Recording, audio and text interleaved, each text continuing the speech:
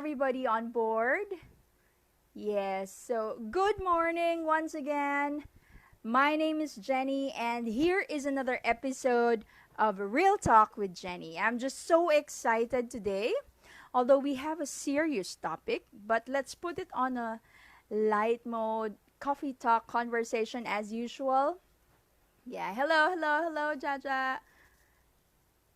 Yes, send a request to be in your live. All right. So I'm so excited today because we have two speakers this morning, and one of our speakers. Let me do the introduction. It's a short and sweet introduction about our speaker this morning. She's already in. Thank you, Mina. Yeah. So we have our first speaker today is Dr. Lee C. Cordell. She is a coach and CEO, founder of the Right Planner Company. Dr. Lee helps drive individuals elevate and accelerate their levels of success, of fulfillment in their personal and professional lives. Yeah, so I am so grateful because she accepted my invitation today. And of course, our topic today is embracing fear. Yan. We know for a fact that in our situation today, a lot of people are having fear because of the virus, first and foremost, afraid of getting sick, or their family members to get sick. But not just that, they're also afraid that by end of this thing, they would lose their job. So there are many things going on in the head of each and every one of us. So we have Dr. Lee to help us break down those fear and give us some advice on how we embrace it. Embrace it or overcome it, we'll find out. So let me just invite her in.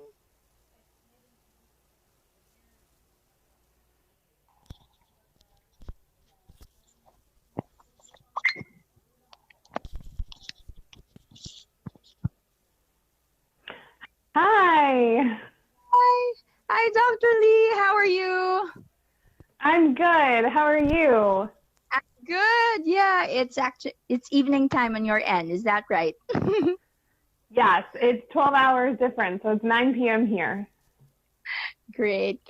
So first and foremost, we would like to thank you for accepting our invitation to have you here on our second episode of Real Talk with Jenny. Oh, it's my pleasure. Thank you for having me. Oh, yeah. I'm very excited. Yeah. So, Dr. D, I believe that you also have background in, is that neurobiology or something? You can tell us more. Neurobiopsychology. So my first degree was really learning how the brain and the body and our emotions and our actions all tie together. That's perfect, I think. So you can explain to us more like scientifically what goes on in our head when we have fear. It's something I think that comes spontaneously and we don't expect it to happen, but it just pops in and suddenly there are a lot of other emotions that comes after. Yeah. So when we have fear, our brains are trained to respond to fear. So fear is something that is incredibly helpful for us to have as humans, because fear is a way for our brains to tell our body or to recognize, like, hey, there's something wrong here.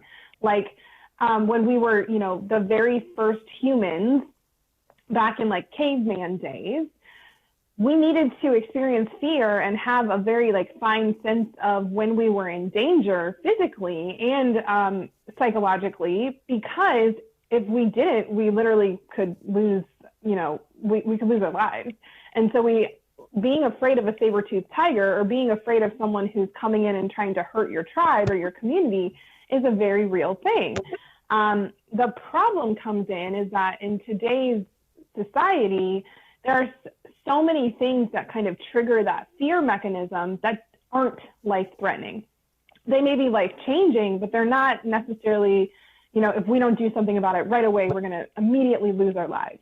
And so for a lot of us, that fear comes up in times of uncertainty where our life feels like it's changing. And so our brain has three main ways that it responds to fear. And this is, again, designed to keep us safe. So there's nothing wrong with these things as long as we make sure that we're aware when it's happening and we make sure that it's the decision we want to make. So the first one, we call them the 3 F's. So the first one is fight. So, if I am in a situation that feels dangerous or uncertain, a lot of times I might, do things that are going to actively get me out of that situation, right? I might be aggressive in trying to get out of the situation. The other thing that we do is flight, right? So we may try to escape the situation that feels dangerous or uncertain. And the third thing is freeze. So a lot of people have heard of that fight or flight response with fear, but the freeze is where we almost try to make ourselves invisible to the threat, where we get paralyzed. We get literally stuck in the situation. And so something I've noticed just over the last 2 months, across the world is people are having a lot more fear, like you mentioned, and they're getting in one of those 3 F states, because we all have one that we usually like to go into, that we prefer to go into, and then they're getting stuck there and they don't know how to shift out of it. And so those are very helpful things like I said, in immediately life-threatening situations. But in times of uncertainty like today, it's really important, whether it's I'm feeling afraid because I have a job loss, or I'm feeling afraid because I'm sick, or I'm feeling afraid because I don't know what's going to come down the pike next. It's important to recognize the underlying emotion under the fear, because fear always represents a deeper emotion. All right, but it's kind of difficult, right? Because the interface, we would always think that we're afraid of something, but the underlying emotion, it's difficult to acknowledge that, is it? Or find that out unless we it's hard. And one of the things that I teach my clients is, what is your favorite flavor? I ask them this: what's your favorite flavor of suffering, right? Like, if you're going to have a negative emotion, what is it? What's the most common one you have? And a lot of times that is what's underneath the fear, but it's just gotten to the point that the fear is all you can see. You can't see that emotion underneath. So like for me, my favorite flavor of suffering is frustration. And when I get really frustrated or I get really scared, like I feel like I'm out of control, those two things immediately will put me into that fear state. So, fear represents so many negative emotions. It can be sadness, it can be anger, it can be loneliness, it can be, a fear of loss, or a fear of, sometimes it can be a fear of success, like getting what you actually want. It could be a fear of failure. It could be a fear of so many different things. And so really just being able to ask yourself the question of what is the predominant emotion I usually have when I have negative emotions, can be really helpful for people to kind of start to pay attention to what their emotions are that they're feeling. But how? I'm trying to put myself in a situation. Okay, I'm getting fear. Yeah, but what can be, because now that we have discussed that underlying the fear, there is another emotion that's there. It's just the interface is fear, but behind it there is something else, as you said. So from what I understand, what you said, it's like when your expectation is not met, and you feel that that's a huge one.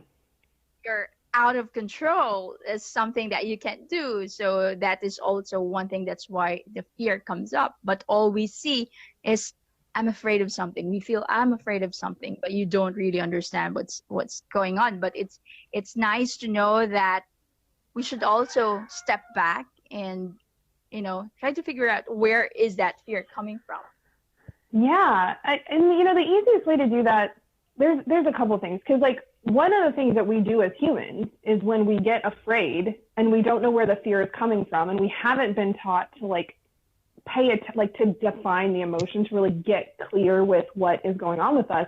We do something that we call like numbing behaviors. So we'll do things that make us feel better in the moment that don't actually fix the underlying problem. So, alcohol, smoking, drugs,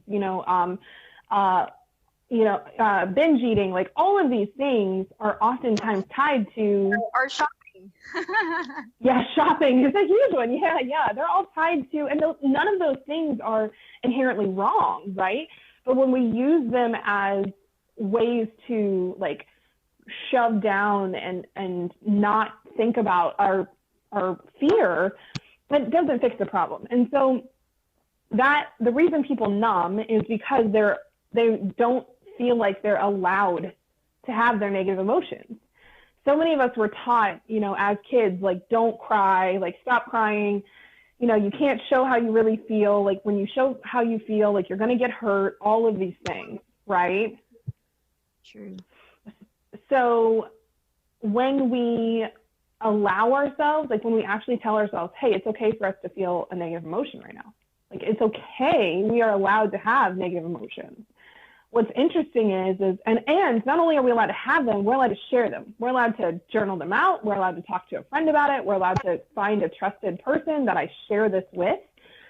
When we do that, it actually fixes the problem most of the time, because it takes the charge out of the fear. It takes the charge out of the situation. And you're able to then like level-headedly say, okay, so I realized that I was feeling afraid and I was lashing out, but really the underlying fear I'm having is sadness over losing something that I really care about. And so what can I do about that? Like, what are some rational steps I can take to like make this situation better? And then from there, you're in such a more empowered state that, yeah, the fear might show up again, and you might have to do the process again over and over, but you get a lot better at recognizing when you have an emotion that you need to deal with, and you stop numbing as much, and life actually gets a lot easier. The fear starts to not have such a hold on your life. All right. So yeah. From what you mentioned earlier, we actually have like three action steps or three automatic buttons, right? When we feel the fear. So that is fight, flight, and freeze. Mm-hmm. Right.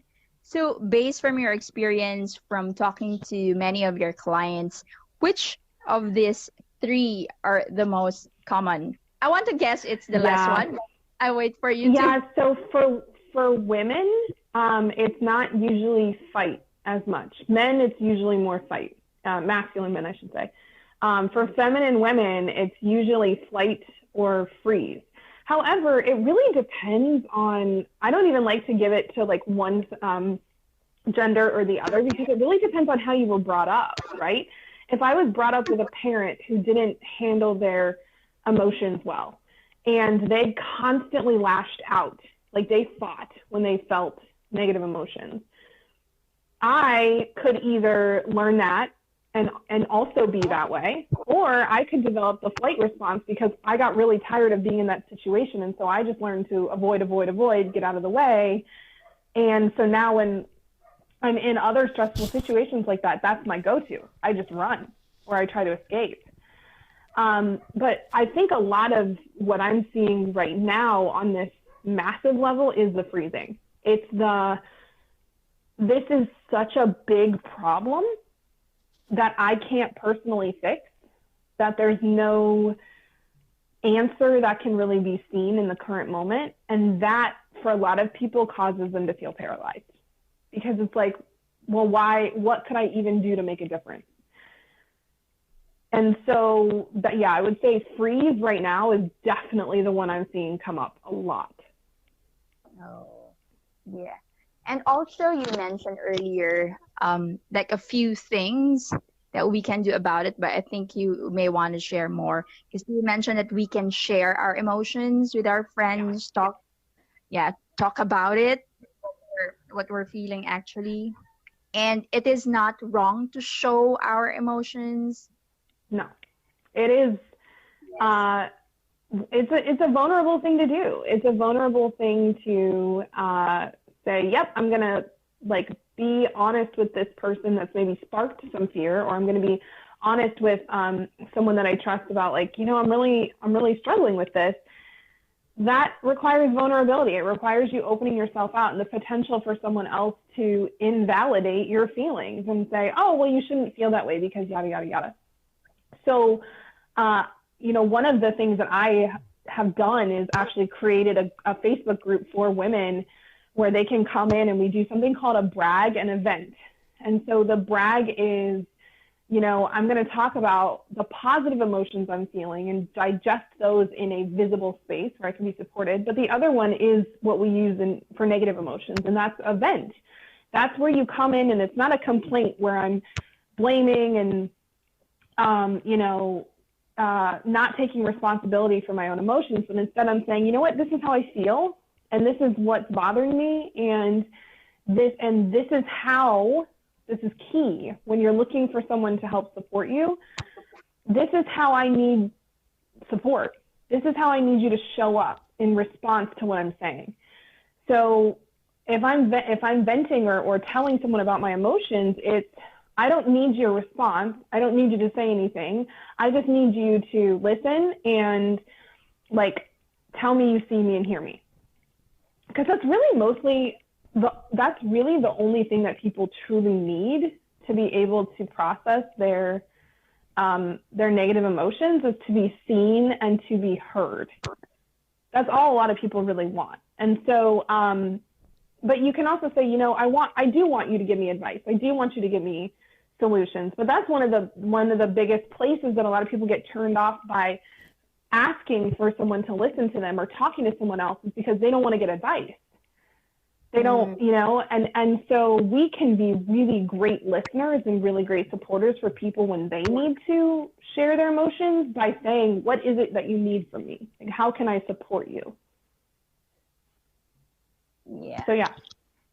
So, Dr. Lee, now that we are, in the situation of the pandemic thing going on all over the globe, I know that you mentioned we want to share our emotions, but I don't know, maybe it's just my observation. Like, if you will be sharing this to someone and that someone is also having the same fear, is it also contaminating? I mean, 1, 2, 3, you know what?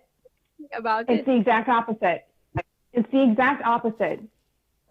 So many women, when they come into our Facebook group, the Success Fulfilled Woman, they are so afraid to share their feelings because they're like, one, they feel like they're alone, and 2, they don't want to negatively affect anyone else. And what they find is that when they share, not only are they seen and heard and supported, but there's so many other women that say, oh my gosh, I've been feeling the same thing, or oh my gosh, I've been dealing with that too. And you realize you're not alone. So it's when I don't recommend doing this with anyone or everyone, because there are going to be people who aren't sure how to support you. But with trusted friends, or finding a support system like the one that we've created, when you have that, it's super scary because you're like, I don't want to make you feel bad, but it's almost like, okay, we're in this together. Like, we're both experiencing this. Like, we're both having issues, and maybe something I've been doing could help her. Maybe something she's learned could help me. So it's actually, people tend to feel a lot better when they process in a effective way in a safe space with people that they trust. All right. So discussing the same emotion with another one who's having the same actually helps. It doesn't actually go in the negative way. Is that correct? Yeah. Yeah. As long as you know, and you have to set it up effectively, you know, you have to be able to say, look, I'm going to vent my feelings for 5 minutes and just like know that what I say may not actually be what I think, you know? I am somebody who processes by talking. And so I have actually learned that with my husband, who we've been together for 15 years, we are, you know, very in love. Like, he's my best friend. But there are some things I can't vent to him about because the way that I vent isn't effective in our relationship about those things, because I vent by getting all of my thoughts out of my head. And so I might say something that I don't even really feel. But when he hears it, he thinks that's how she feels. And so as my best friend, he's like, I want to help. And I'm like, no, I don't want you to fix it, right? So it's important to know who you can go to for what. And if you don't have, like I said, if you don't have those relationships, like, there are people out there there are safe spaces out there, like whether it's my group or another group or like a community that really can do that for you. It just takes a little bit of searching to find the right one. Yeah, that's great. That's great. Dr. Lee, question. Yeah. Is it true that sometimes the food we intake actually makes us feel emotional? Like, we have too much sweets. Does it actually affect our emotions? So one of the things that is a super hot space of research in the healthcare field, or in, you know, the science community, is the gut, is the human gut. So like our stomach, our intestines, that whole GI tract. And what a lot of people don't know, and what we've just recently discovered, is that the gut is really like a second brain. So our gut makes so many of the same chemicals that our brain does. And so there's really something to when we say trust your gut, like that saying comes from a literal scientific space. We just didn't know it was scientific for a really long time, right? So, for instance, like, I eat gluten-free, and I started doing that about, almost 9 months ago. And I have a history of... Dr. Lee, is that gluten-free? Yeah. Yeah, okay. Gluten-free. Yeah, sorry. And I have a history of depression and anxiety, and what I actually noticed is like, when I'm off of gluten for several weeks, my depression and anxiety symptoms are so much better. Well, guess what I did when the pandemic started? All of this stuff's happening, you know, harder to get fresh foods, like, we're in the house for weeks, and I was like, well, I'm cooking for my family, and so I'm going to eat gluten. Like, I started eating gluten again.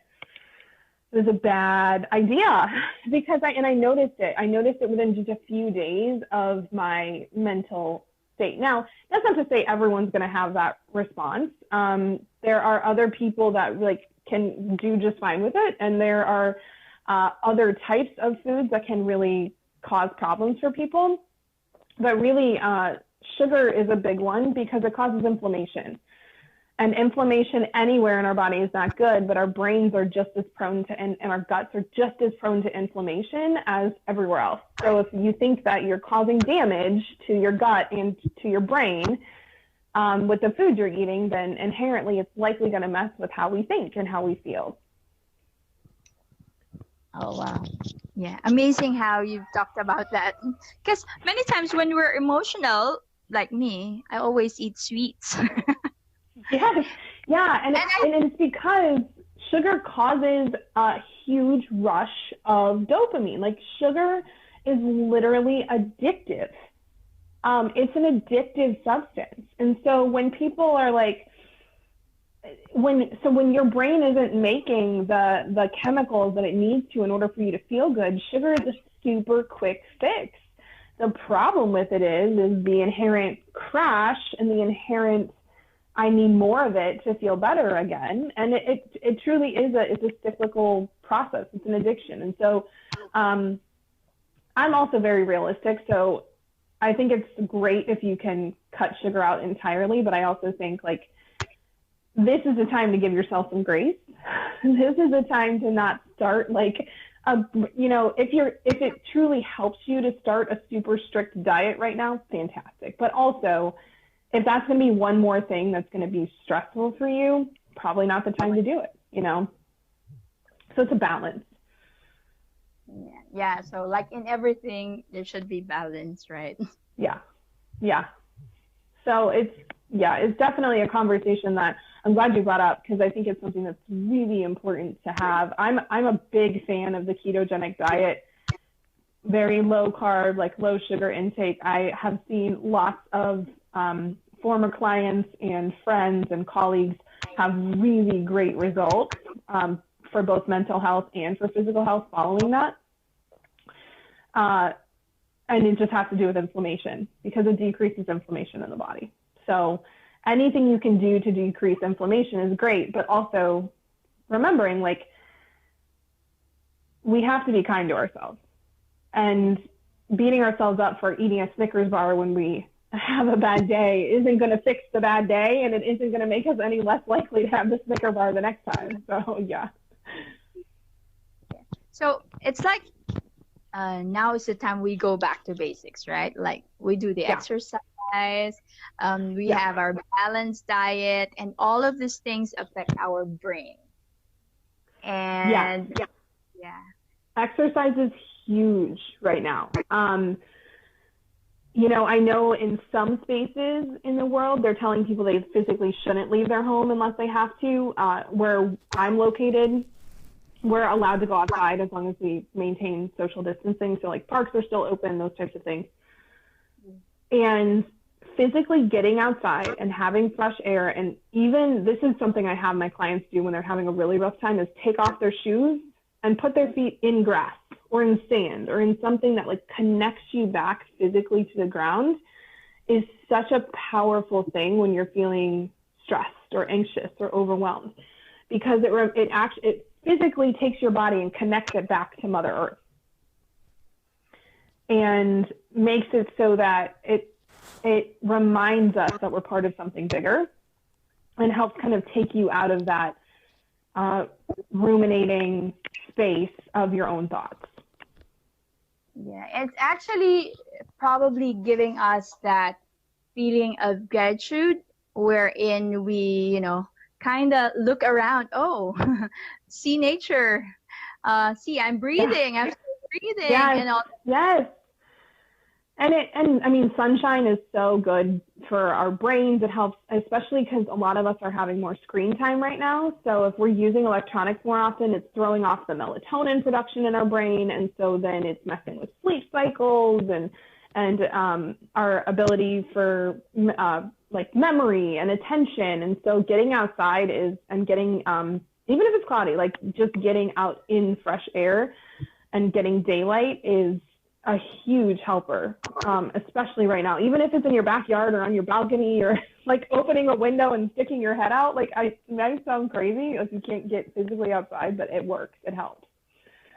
Yeah. So we can Mark. also, so maybe let's greet a few friends who are on our IG Live. So hi Mark, I saw someone. Hi Deb Love, hi Dix Puhay. Hi, Canton Day. Hi, Red. Hi, Dandy. Hi, Prakash. Mina, Jaja. Yeah. Guys, if you have any questions for Dr. Lee, just please feel free to type it in. And she'll be that'd be great. Yeah, and she'll be happy to answer it. Yeah. So is it like, is that correct that somehow practicing that feeling of gratitude also helps us conquer our fear? Is that the right word? Yeah. Conquer? Should we embrace it? I think it's embracing. You're never going to fully you're not going to get your fears to go away. I mean, maybe for a minute, maybe for a day, they're always going to come back. I now very rarely say yes to something that doesn't make me feel slightly afraid. If something doesn't make, like in my business especially, If something doesn't make me feel slightly afraid, like nervous, excited, it's not the right decision for me. Because if that fear is not there, it means I'm not pushing myself outside of my comfort zone. It means that I'm just staying kind of in the same space, right? I'm staying comfortable. But the other piece to this is gratitude's huge. When we forget that, you know, just simply being alive is like, that's all we're technically given. And we start to expect things. We start to expect things to go a certain way. We get comfortable in our life. And then all of a sudden something comes along and shifts that, and our expectations aren't met, like you said at the beginning. Yeah. That is a huge source of negative emotions for us as humans.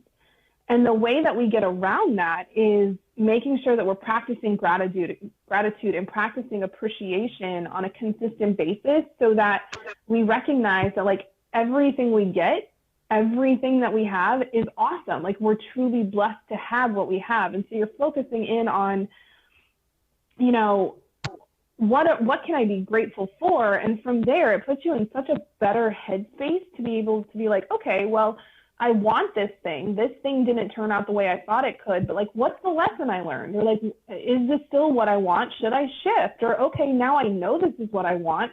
Now that I know I didn't get it, I'm even more into getting it. So let me like double down and try harder, or shift my strategy. And so gratitude is like, that's the way forward. That's the way to keep from getting stuck in that negative space. And yeah. So yeah, I think it's a huge part of this. I think it's actually that final step. Like, once you've vented out your emotions, like once you've figured out, like once you've kind of released all that negativity, is going, okay, what's the good here? Like, what can I be grateful for? What can I be thankful for? What's the silver lining, right? So yeah.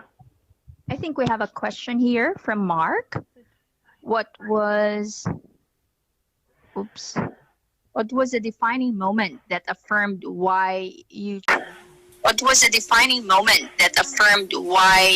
choose it? Why I chose what, Mark? Has this pandemic changed social interaction forever? Oh, yes, I think so. I think it's good, though. I think that the change is for good. You know, I think that we are, first of all, we are now so much more deeply appreciative of those social interactions we had on a daily basis that we can't have currently, right? So I don't know about you all, but I miss hugging my parents. I miss having my nieces climb on me, right? Like, I miss having that interaction with my colleagues and, like, giving them a hug when I walked in the hospital. I miss all of that. And so, yes, I think that is like, okay, now when we get that back, I'm going to be so much more grateful for that. But also, I think it's helped a lot of us, like, realize, wow, you know, there's some people that I interact with on a daily basis that maybe I don't want to. And there's some people that I haven't been interacting with on a consistent basis that are really important to me, that I do want to be chatting with, that I do want to be spending more time interacting with. And I mean, let's face it, like, we're so lucky. We have Zoom and Instagram Live and, you know, like, all of the platforms, all of the ways to connect. I mean, the fact that you and I can sit here in literally opposite ends of the world and have a real-time conversation that's insane. That is true. Okay, so what is the defining moment that affirmed why I chose my career? Oh, okay.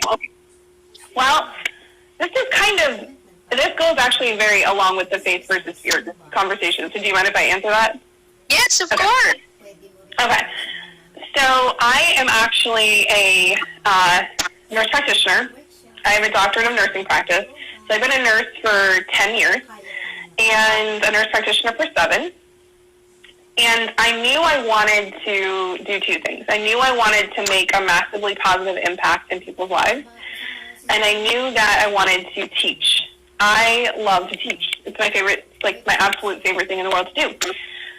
And so I was working in my career as a professor and as a nurse practitioner for years, but what I was finding is that I was enjoying doing it at that level, of 50 students at a time, 100 students at a time, one patient at a time. But I wanted to do it on a more massive scale. And so I was given the opportunity to become a foundational teaching faculty member for a company called Transformation TV and grow my own coaching practice and start taking my message to like hundreds and thousands and, tens of thousands of people at a time, and also still keep that like personal connection. Also still be able to have active interaction with people and not just talk to people and then like that's it and there's nothing there, to actually be able to have that human-to-human interaction with them and really connect with them on a deeper level. So that when that happened, when that offer came through last year, I was just like, okay, like this is exactly why I've studied and worked and sacrificed as much as I have to get to this point, because now I still get to work part-time in that nursing profession, but I get to teach and educate and help people on such a bigger, more massive level, and that is like the coolest thing ever. So yeah. So that's like your mission, passion, is it? Oh yeah. This is like why I'm here. I mean, I literally can talk about most of the stuff you're asking about like right now. But that was a scary decision. It's a scary decision to spend 15 years of your life studying and practicing and perfecting a career to then go, okay, well, we're not going to stay there. We're going to make this massive pivot in a direction that a lot of people in the healthcare setting go, why are you doing this? You already have a six-figure year job. Like, you already have, like, a really great career. Like, why would you start something so new and so, like, massively visible? And for me, it was like, that was really scary. I was afraid that people were going to judge me. I was afraid that people were going to think I was crazy. I was afraid that I would fall flat on my face and have to like go crawling back and be like, hey, can I come back full time? And but I did it anyway. I used the processes I've used here that I've talked to you about, and like recognized like the fear was just a fear of actually like going after what I really wanted and messing it up. And once I realized I can't mess it up, like I'm either gonna do well or I'm gonna learn something, and then I'm gonna try again. So that was a big moment for me when I just said, you know what, I'm gonna go step out on faith, and I'm going to, like, yes, fear, you can ride along with me, but you're not gonna be in the driver's seat. You can be in the passenger's side. It's like we can drive together, but I'm in charge, and we're going to just have faith that this is going to work and go from there. So, yeah, I think that's the biggest fear that each and everyone is facing. It's like the fear of getting out of your comfort zone. And the second is there's already a fear of failing, even though you haven't tried it yet. And you want to know what's really interesting? Some people are so much more afraid to succeed than they are to fail. And I didn't realize that until I started my coaching practice. There are people that are truly afraid to get everything that they want. Because what if they get everything that they want and it's not enough? And so that's a really interesting conversation that I get to have with clients. And it's a mindset shift of, okay, well, let's figure out how you can want everything you have right now, and then from there just take it bigger and bigger to make it better. Excuse me. Oh, what did you oh gosh, what advice would I give to my younger self on how to navigate life? Really, just to not be so worried about what everyone thought all the time. I wear the shirt, this is the motto of the company that I run. And I wear this shirt on all my lives because this is really what I embody now. I used to try to be everything for everyone all the time and make everyone happy and not necessarily do what I wanted because, that was what I was taught. And now I'm like, okay, do I believe that this is truly what I should be doing? Am I being honest? Am I being open? Am I being kind? Am I living within my mission? Am I aligned with my morals and my values? If the answer is yes to that, then I'm going to do what I think is right. And other people might not like that. Other people might not enjoy listening to me. Other people might think like, oh, Dr. Lee, like, I don't like her. And that's okay. It's okay to not have everyone like you. I think I would have saved myself a lot of time and a lot of trouble and a lot of just energy had I not tried to make everyone happy all the time. All right, we have another question. Hi, Marky. Yeah, so hi. How do you handle fear of rejection? Does rejection mean you are not worthy enough? Yeah, no. It doesn't mean you're not worthy enough. It just means that, it means one of two things. It means either that wasn't the right, rejection and no, hearing the word no is either it wasn't the right time, or you weren't the right person for that. And in that, it's not that you're not worthy enough. You might not have had enough skills. Like, let's say it's a job that you really wanted and, you don't get it. You might not have had enough skills. You might not have had enough experience. The person who hired you might not have liked you. They might have thought, oh, their personality is not going to mesh well with their team. Here's the thing. The thing that took me a long time to learn was that we get the experiences that we're supposed to when we are supposed to. Every experience that we have is there to teach us something. And so if you get a no, that is an awesome time, like to something you wanted. That's an awesome time to say, okay, what can I learn from this? Did I need to show up a different way, or was it just simply not the right thing? Did it just simply not work out? And it's funny because a lot of the no's that I was mad that I received when I was younger, I'm so glad that they were no's. There was a job that I really wanted that was a no, and now I'm like, oh my gosh, if I had taken that job, I would have been miserable, but my younger self couldn't have seen that. So you have to always remember, like, there's a reason for every no, and when you can think about that, it makes it so much easier to find the lesson in the moment. That's true. And sometimes, I don't know if you believe in that. I believe that there's also a perfect timing for everything. Yeah. That this time isn't for me, but after a few months or after a few years, that is the right time. So, yeah. And when you have a fear of rejection and that holds you back from going after what you want, you take a potential no and make it an absolute no. Right? Yes. You take something that might have been possible and just basically make it impossible. You're saying no to yourself instead of waiting to see if the other person says no. When a lot of times they don't want to say no, they want to say yes. So yeah. Yeah, true.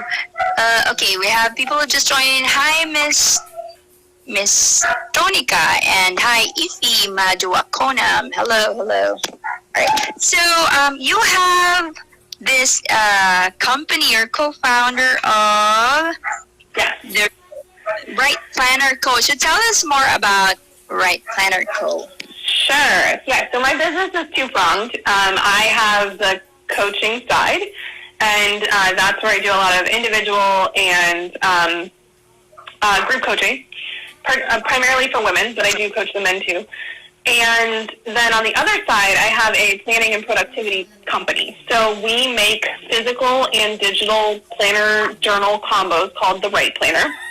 And they're really designed for people who, want to achieve dreams, but are not in the habit of practicing the daily behaviors that they need to do in order to achieve those dreams.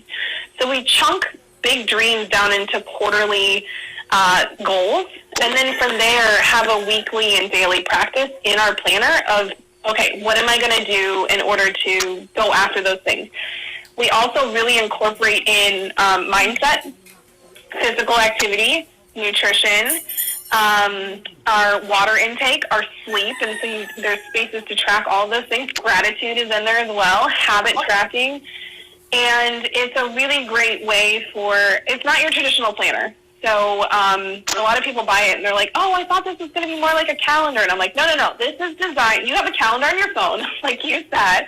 This is designed to really help you realize, like, okay, what do I want? Let me break it down into a quarter and, like, let me go after it for 3 months in a way that actually works. Wow, that's good. Actually, that's good. Yes. So you can have your goals and you can dissect it to different aspects of your life, like the gratitude, your food, your habits. That's good. That's good. I saw 2 questions that pop in. Sure. Yeah. So Mark is asking, oops, what are your perspectives on diversity and inclusion? Oh, wow. I could talk about this for a long time, too. I won't, but so I am a multiracial woman. So I am Caucasian, Black, and a little Native American on both sides of my family, so some indigenous ancestry there. And so I'm really big on getting all of the voices at the table who are going to be affected by a decision. So I really love to bring in women who, I primarily work with women, usually, because I love being able to offer that opportunity for women who may not have it normally. And really just, making sure that from a community standpoint, you're setting things up so that people feel really comfortable being themselves and being accepted.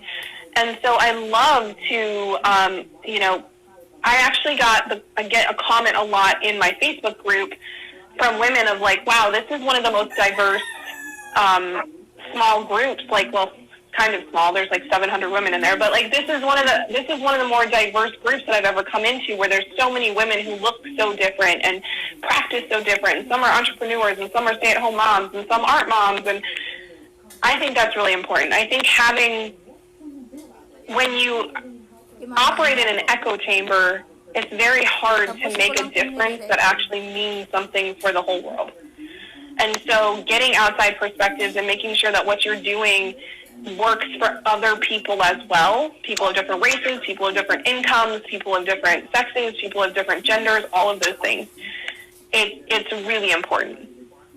And I think allowing people to speak up, speak their mind, and hearing them also empowers them. So in that way, they bring out the conversation, they hear the opinion of others, and it gives them that certain feeling that accepted, and they just want to excel more. Oh yeah, when you let people be who they are and don't judge them for it, people really shine. When you can come into a space and be like, okay, I feel like I'm not going to get judged here. It's something that we call psychological safety.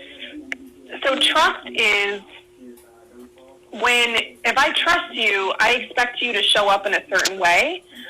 If I have psychological safety, I understand that it's okay for me to show up in a certain way, and I'm not going to get judged, or I'm not going to get fired, or I'm not going to get in trouble. And so psychological safety is something that I'm really, really passionate about creating in every space I go, because I don't ever want anyone to get to the end of an experience that I've taught or created and say, wow, I wish I could have given Lee this feedback, or I wish we could have had this, but I didn't really feel comfortable saying anything. That's not okay for me. Like, everyone should feel comfortable speaking up and having an opinion and sharing their ideas and providing the value that they inherently have without fear of judgment or retribution. So, yeah. And that actually helps get rid of that fear within them, right? Yeah. Oh, yeah. People do really cool things when they feel like they're trusted. People will go to the ends of the earth for you if they really feel like you see them and you hear them and you value them, and it's okay if they make mistakes. Like, I can't tell you, like, it's just so incredible when you work with people on a team where the team really has that feel to it. Yeah. There was another question from Marky. Alright. So in relation to rejection, how do you handle fear of not meeting other people's standards? I really go back to, it requires a lot of self-awareness in order to be able to know if other people's standards are reasonable or not for you, right? I've worked for people who have very, very high standards for their employees, but they also make sure that every single one of their employees can meet those standards when they hire them. So I think a big piece of this is making sure that when you are trying to meet someone else's standards, that A, you want to meet those standards, right? Like, it's important for you to meet those standards as well. And B, if you're not capable, then that's a really great time to say, hey, you know what? You give me this project, or you're asking me to do this thing, and I think I could use a little bit more help in this area. So is there someone on the team that you think I could collaborate with, and better yet, instead of asking, just go find that person.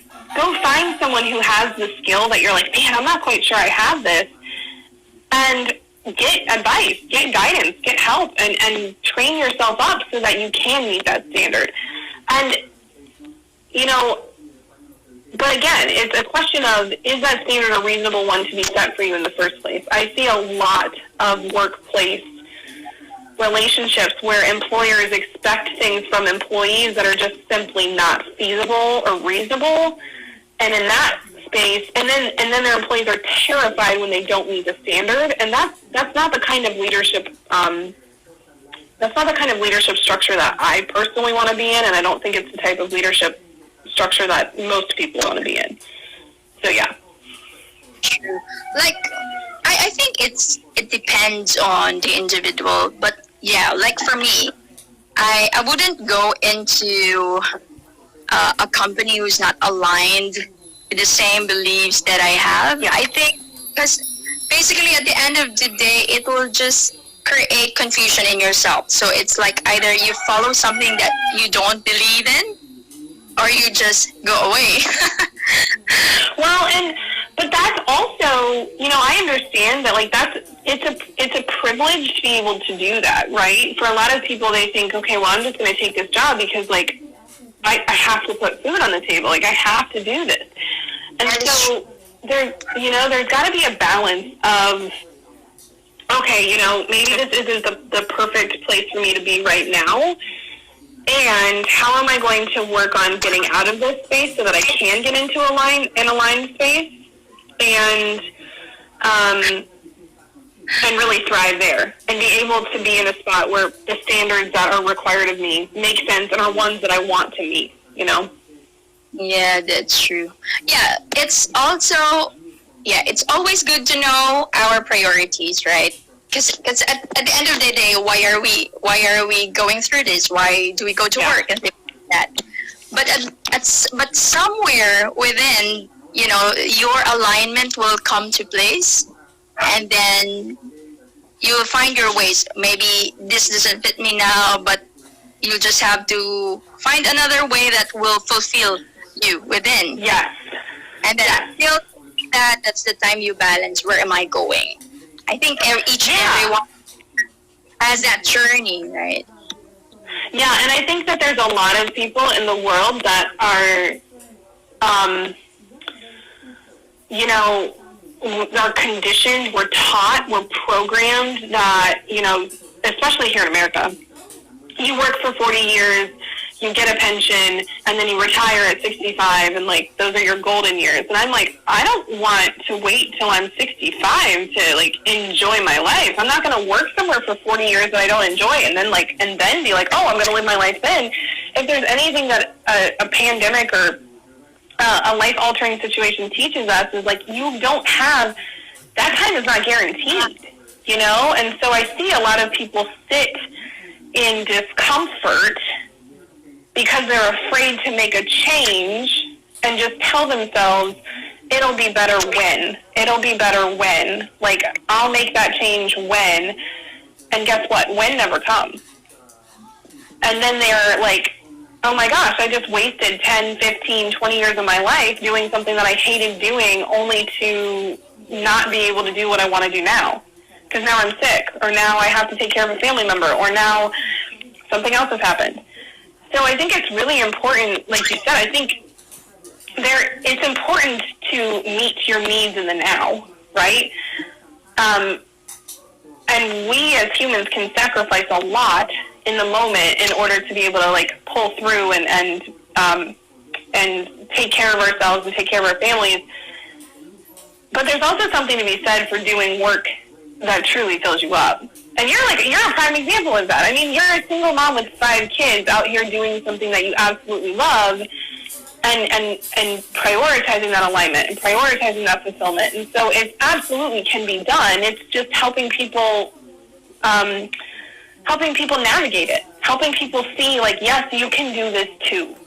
You know, you don't have to sit in your discomfort and your fear of changing and fear of rejection or fear of failure. Like, you can have faith in the fact that, like, you were put on this earth to do something.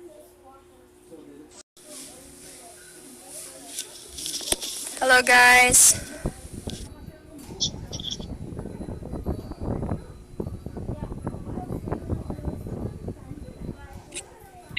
Instagram's like, you've been on for too long. You're done. It's been an hour. You're kicked off. Oh, that's so funny. But it's a great job, right? Yeah. No, it was actually perfect. It was like right at an ending point. But yeah, I wanted to make sure it like popped back on and we could wrap up. So yeah. All right. So you were saying, Dr. Lee, before we were cut off, but we're not saying that making change is easy. You know, it's a difficult. Gosh, it's so hard. No, I do mindset work every single day. I journal and pray and read for at least 30 minutes every single day. I would say I probably take 2 to 3 days a month off of that, like at that level.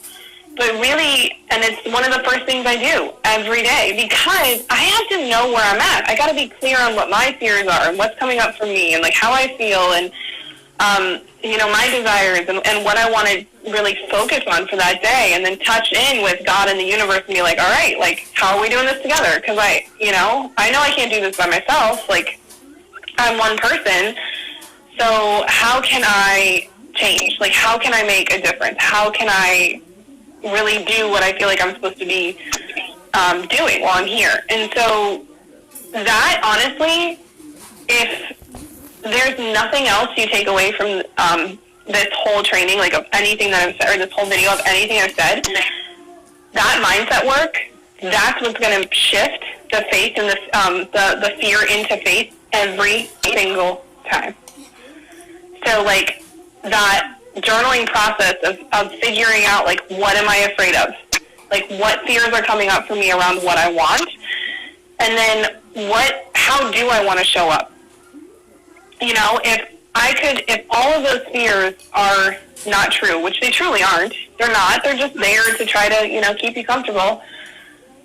If I could step into the version of myself that has what I really want, what would I look like? What would I do? How would I show up? How would I think? And,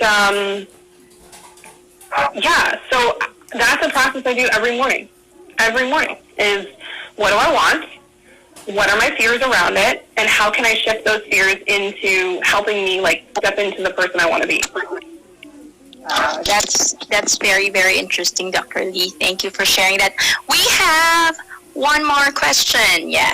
Do you think being safe? Yeah.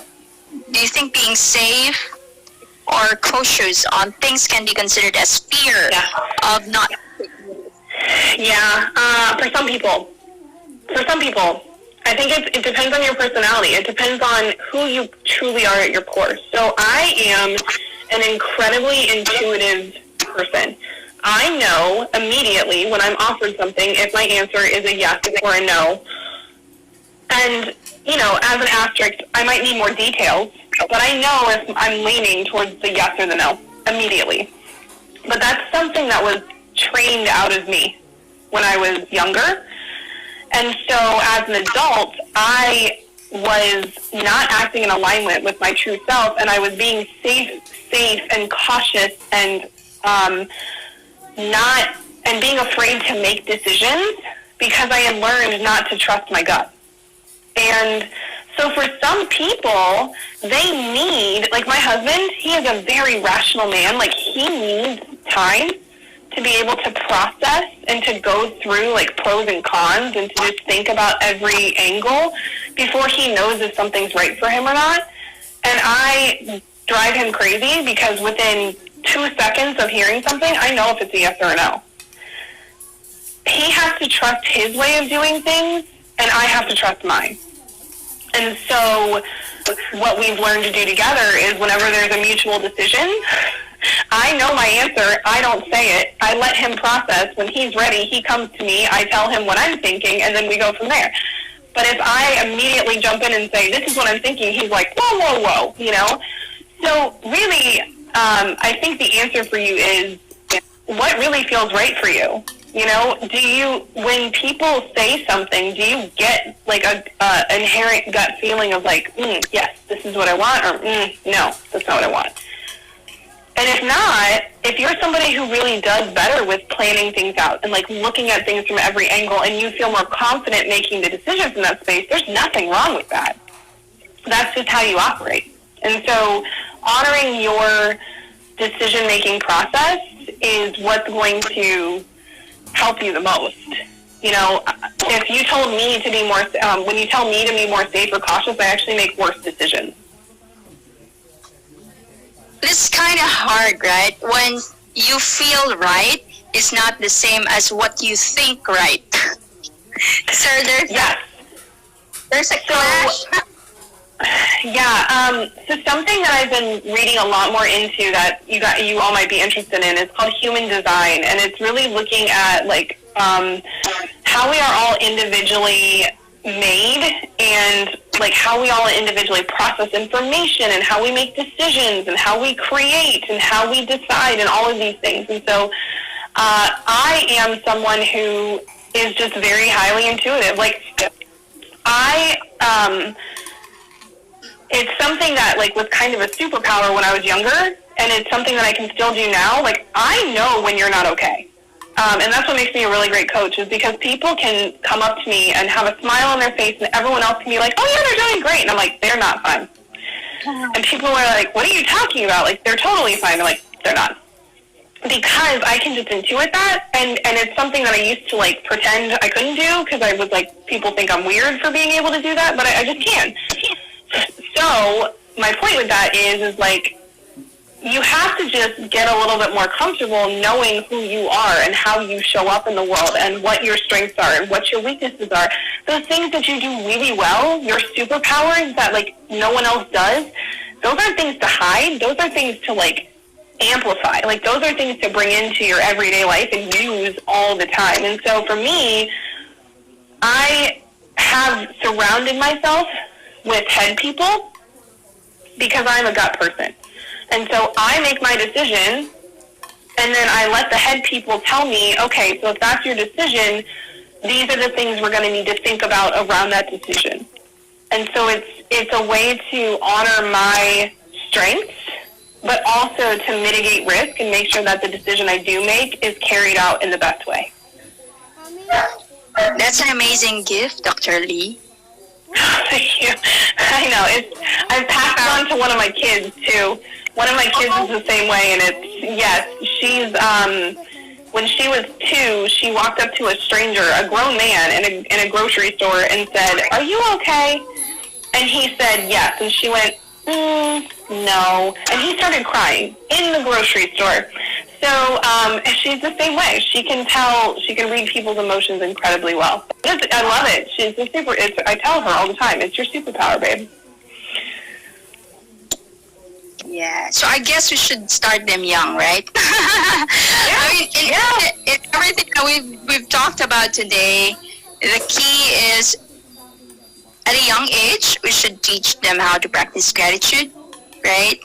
So that when fear comes along, the good vibration will empower more than those negative. Or not. We said fear is not really a negative thing. Yeah, Is that they're embracing it, right? Yes. So teach them the whole emotion processing process. Like when my kids have emotions, we name it, we process it, we talk about why they're feeling that way, and then we find the gratitude in the situation. And I'm not 100% perfect with it, and I'm an expert, so like please don't, if you don't do this every time your child cries, feel like you're a bad parent.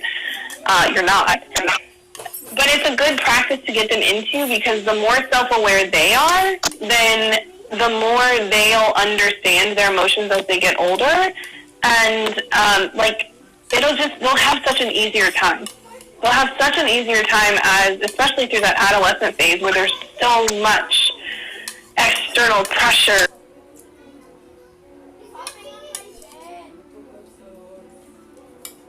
to be somebody different. They'll know a lot better. They'll be able to tell a lot better who they are and the kind of decisions they want to make. And I say that as the mother of a 10-year-old and 2 7-year-olds. So, I could be wrong. My 10-year-old is only 10. So, like, we haven't gotten to the adolescent phase yet. But that's my hope, and that's what I see with a lot of clients who have older kids, is when they understand how to do this process too, it makes such a huge difference, both for them individually, but also like in the relationship between my clients and their kids. Yeah, as to say, nobody's perfect, but at least once we're doing the best we can anyway. We're hoping for the best when the time comes, when they're all we're good. Yeah, I always say to my kids, I'm gonna screw you up somehow. But there's a couple ways that I'm going to be very intentional about not screwing you up. Like we all learn, we all have patterns and programming from our childhood that isn't helpful when we get to adulthood, that we have to unlearn and retrain ourselves. And it's a lot easier to do that if you know how to be self-aware and how to process things and how to recognize when you're acting out of alignment with yourself. So. Wow, thank you for that, Dr. Lee. I think that's a good thing for our next topic, like self-awareness. It's a whole new thing, right? A whole new thing to discuss. Yeah. We are so empowered today with your presence, with all the things you've discussed. I've learned many things from you, the fight, flight, freeze, and, we need to share our emotions, we need to show our emotions, and we can actually tell our kids, as you are doing to your kids, to describe the emotions that they're feeling. And also, we've talked about psychological safety and all that. Yeah. So as a wrap up, Dr. Lee, I know it's way past your bedtime. I was joking with Jenny before the video. I was like, I turn into a pumpkin at 10 p.m. So I'm still doing pretty good. I've got my water, my sparkling water. I'm like, I'm good. So, but yeah, I can hear the kids downstairs. They're restless. So yeah. Yeah, but once again, thank you so much for your time, for the love. It's my pleasure. Yeah, like what I told you, why am I doing this? Because I just want to share more information to, more women, kids, men who are around us, who would like to understand more what's happening around us, right? Or within us. Yes. And the good part is all this stuff I talked about, in this pandemic, all of these things can be done any day. All of this stuff is applicable to our everyday life, whether we're in social distancing or we're in a really great time when things are going awesome, or we're in a time of our lives where things feel really stressful or uncertain. Fear is going to show up in every single one of those times. And you can really use all of what we've talked about, to help you make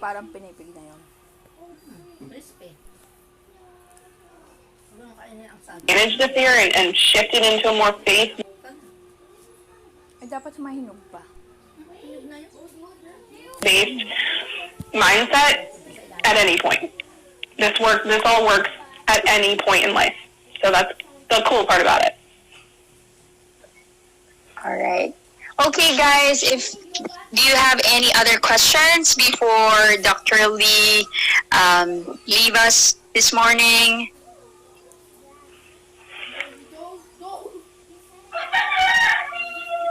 All right. Anyway, Dr. Lee, thank you so much. You're so welcome. Thank you again. I appreciate it. This was wonderful. I know, and I love the conversation. I thought I just dive in immediately into the conversation. Yeah, no, I love it. No, it's great. I'm serious. I was like, this is awesome. Let's start talking. So no, I appreciate you so much, and thank you all for who you all asked amazing questions. I appreciate you interacting. That always makes these calls so much, or these videos so much more fun when people ask questions. So thank you. Yeah, it's amazing. And as what I told you, I want to tell everyone also, these are just simple ways that we do, like sharing this, doing this live, and there's more we can do, like what Dr. Lee said. We can talk to our friends, maybe they're going through something. A listening ear can actually help someone.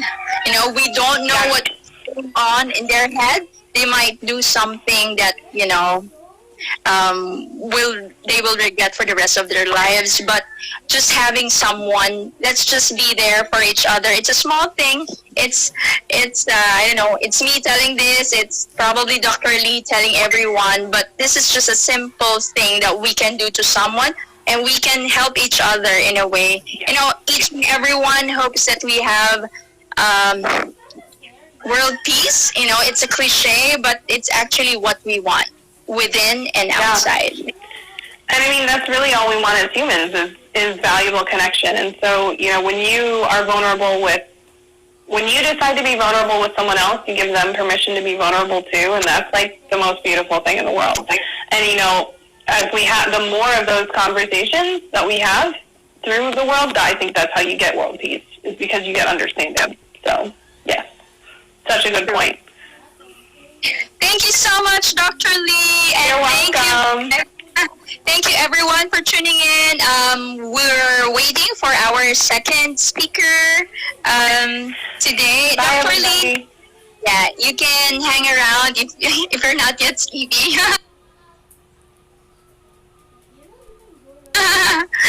Okay. I'll be back. Take care. Thank you so much. Thank you, guys. I'll just invite our second speaker in.